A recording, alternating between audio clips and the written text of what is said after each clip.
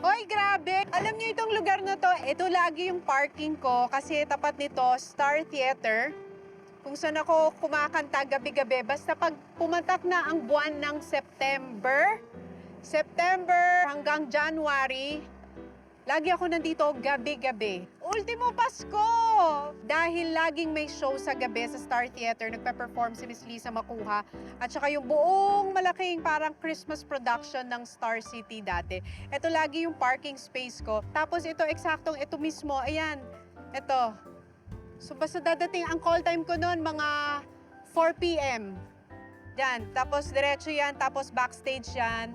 Tapos dressing room na, tapos magme-makeup na. Tapos pagpatak ng 6 o'clock, start na ng show. Tapos wala na palang Star Theater.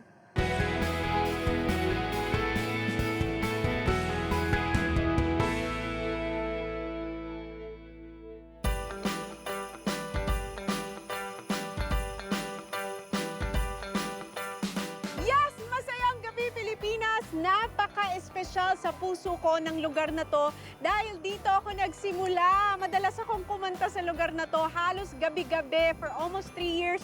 Dito ako laging nagpe-perform. At syempre, babalik ako dito para puntahan yung ilan sa mga memorable na spots dito sa Star City. Pero hindi lang ako ang mag-iikot sa Star City dahil may sinama rin ako. Waki Kiray is with me! Waki! Hi! Ton! Oh my God! Ikaw naman, may kausap ako dumamaya na. Halika na, mamaya mo na gawin yan! Uy, si Waki, Hi. alam nyo, nung nagsisimula pa lang ako, di ba Ito naman, sabay may tayo? kausap ako lalaki doon. Ngayon lang ako lumabas, oh. Hindi kasi, hindi Waki, di ba sabay halos tayo? Nung kumakanta ako sa Star City, nagba-bar tour ako sa gabi. Yes, Diba? oo.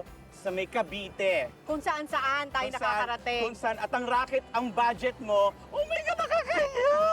Anong Di ba budget? 10 po ka lang ata? 10 po ka 5-5 15? nga eh. Nung bata pa tayo, nung wala pa tayong kaalam-alam sa buhay. Wala pa tayong kaalam-alam sa buhay, pero syempre na-train tayo ng mga ginawa nating yun. Diba? Totoo. Kailangan natin pagdaanan yun para marating yung mga kung ano man ang narating natin sa buhay natin ngayon. Part yun ng ating journey, kumbaga. Yes.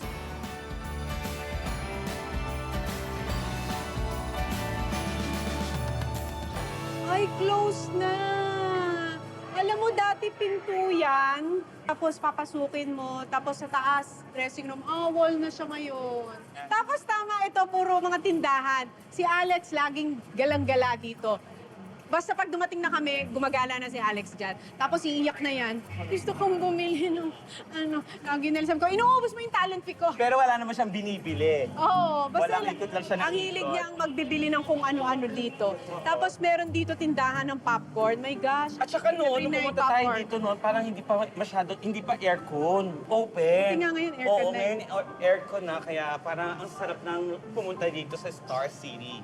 Yes. Oo, ang aircon lang kung saan ka nag-show. Dito. Oo. Ang galing mo, kinulos na nila. Dati Star Theater yan, tapos entrance ng mga tao. Pero parang feeling ko nga aga ng Pasko dito parang ang dami-dami ng tao agad. Hindi kasi syempre, di ba pag Bear Month, Pasko na kagad sa Pilipinas. Kasi nga tayong pinakamahabang. Magpasko. Tama. Dati ba nung bata ka nakapunta ka Star City? Never ako. Ako nakapunta ako ng Star City pero libre lang. Ako naman, kung di ako nag-perform dito, hindi kami makakapunta rito. Kasi mo yung- libre lang kayo. Oo, kasi nga yung nung bata tayo, wala namang budget, di ba? Oo. Pero pag-usapan natin, nung nag-show ka dito, yung totoo, magkano ang TF mo? Nag-start ako sa 3,000 per show. Ilang Pero, song? Ilang song? Parang 3 song yon. Uy!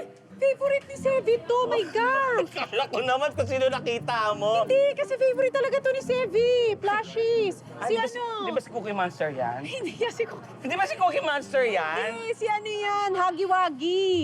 Oh my God, di ko alam. Babalikan ko yan, bibilang ko. Hindi, nag-start ako 3,000 per show. Tapos usually, 5 show sa gabi. O di 12,000 na yun.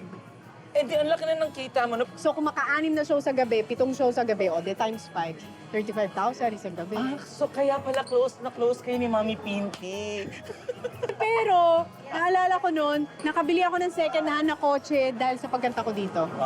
Nagsushow ako dito, nag-audition ako sa commercial. Nagsushow ako dito, nag-audition ako sa commercial. Tapos, napasahan ko na yung commercial ng I Love You, Piolo, habang kumakanta dito. Para sa umaga, nag-audition sa gabi as a singer.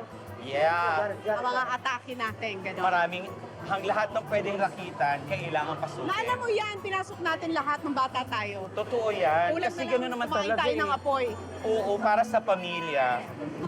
Diba? Ang daming tao. Oo. Grabe, ang saya. Pero tingnan mo, ang dami ng mga bata. Tsaka medyo maluwag na kasi ngayon eh. Hindi, maganda rin pati yung open. Saan yung ano mo dito dati wala na? Yung Ito ang pinagsusukan Star mo. Theater. Itong area na yan. Ano yung papasukin natin ngayon? Ito ang Star Theater dati. So wala na Star Theater ngayon? Wala na. Ito na, ginawa na siyang rides. Ha? Oo, dati ito ang Star Theater. Yan, yung buong yan. Di ba parang mataas na ceiling yan? Before? Ito, yan yun. Yan yung Star Theater dati. Ayan, nasakyan ko na yan. Pagkatapos ng sakyan yan, hindi na ako nag-drive ng iba. Ito yung Star Theater. Ah. Ito. Ano na siya? Ito yung Star Theater. Oy, si Kuya! Kuya, kamusta ka na? Bakit? Hindi kasi si Kuya Alan, hindi kami madalas magkasama ng one-on-one pag nagsashow ako. Kasi siya yung nagsaspotter sa akin. Yung spotter yung nagtatapat ng ilaw. Kung saan pupunta yung kumakanta, sila yung maglalagay ng spotlight, di ba? Wow. So, ang tagal mo na dito. Ilang years ka na dito, kuya? Ha? 20 years na po. 20 years? So ito, batang-bata ka pa noon. Oo, mga 18 lang ako noon. 18. Nung 18, 19, nung kumakanta ako dito. So kuya, ikaw nung nakikita mo si Tony pag kumakanta, Nox! galing ba? Po, napakagaling po, napakausap. Nox! Anong natatandaan mo na kinakanta ni Tony noon? Yung, Kasi ikaw ang lagi naging spotlight doon eh. Matatandaan mo pa ba yan, Kuya? Tatandaan niya yan. yung narito ako, Ah. yung narito ako. Tama? Ang taas doon ah. Eh, syempre, Rumi Regine Velasquez tayo, ng mga pag tayo. Hindi, kasi yun, di ba yun yung sasayawin nila? Tapos ano yun eh, kakanta ka rin ng pampasko na kanta. So, Pero anong feeling? Andi dito pa rin si Kuya, nakita mo. Hindi, memories, di ba, Kuya? Bata pa po kasi nung... Hindi, pati ikaw, bata ka pa rin naman nun, Kuya. Hindi, kasi madami kami noon. Kung di ako pwede, may mga ibang singer na kumakanta. Tapos ang dami namin nun, di ba, may magician. Ano yung mga acrobat. Marami yan pag nag-show kami, iba-iba. Saan ka na nagtatrabaho ngayon, Kuya? Sa park po ako. Dahil So nalipat ka Boss na ka na dito, doon. Kuya, 20 years na eh. Oo, head na si Kuya. Ah. Thank you, Kuya. Nice to see you again. Doon tayo sa bagong pumalit sa Star Theater. Dito yon. Ito na. So dito na sila nagsho-show. Diyan na.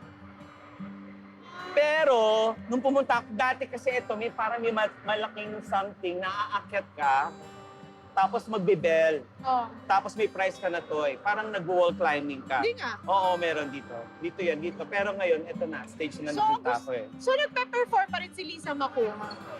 Tuwing kailan? Usually, nagsa-start yan bare months. Hmm. Tapos pag nag-perform sila every night na yan.